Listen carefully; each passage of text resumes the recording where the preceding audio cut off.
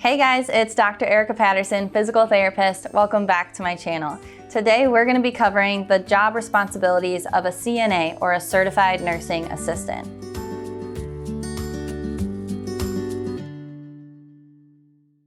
As a physical therapist, you definitely want to know what your CNAs are responsible for so that you can keep a good relationship with them and you can work together every day to make sure that your patients are being taken care of and getting the therapy that they need. So first, I'd just like to briefly cover what educational requirements there are for CNAs. So typically, they need a certification. They don't need any prerequisites to be done. They just need a high school diploma or a GED in most states. They can do their coursework online or in person or sometimes a combination of both. CNAs can get their certification anywhere from as soon as 4 weeks to about 10 or 12 weeks, depending on the program.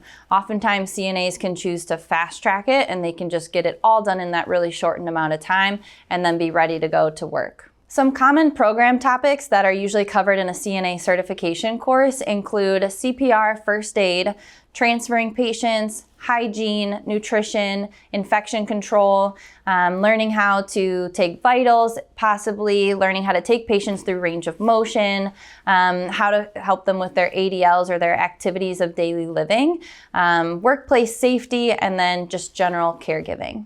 Unfortunately, there can be a pretty high turnover rate for certified nursing assistants. A lot of the times that's either because of low staffing at facilities where you work or just because it's a very physically demanding job.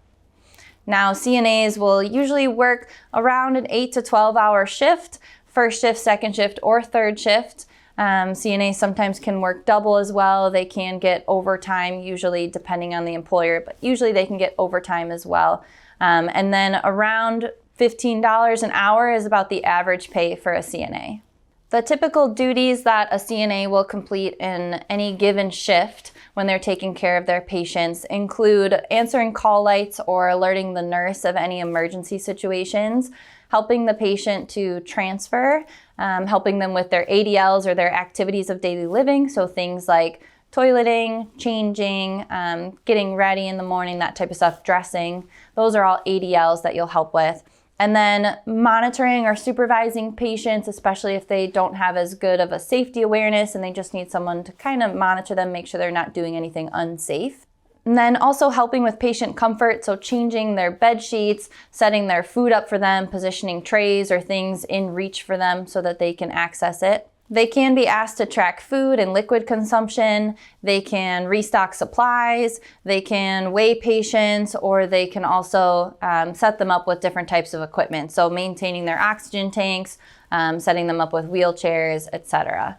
The last duty I want to highlight for a CNA is helping with an FMP, which is a functional maintenance program. These are programs that are set in place by the physical therapist during the patient's plan of care, but then once the patient is done with therapy as well. The whole care team can create a functional maintenance program for that patient. Essentially, the goal is just to take all the things that the patient worked on in therapy and kind of highlight a few important ones that are important for that patient to continue to work on with the help of CNAs.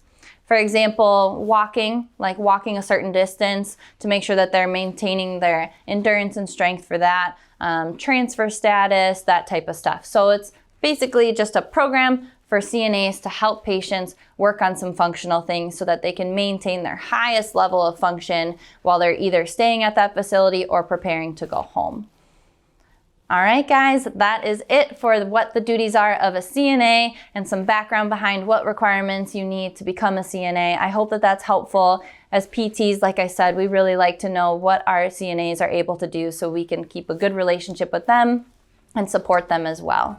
If you have any comments or questions, feel free to put them down below. Hit that link to join the Skilled Nursing Facility PT Mentor Group so we can keep learning how to level up our careers together as physical therapists. As always, don't forget to advocate for yourself and your patients. Thanks for watching. We'll see you next time.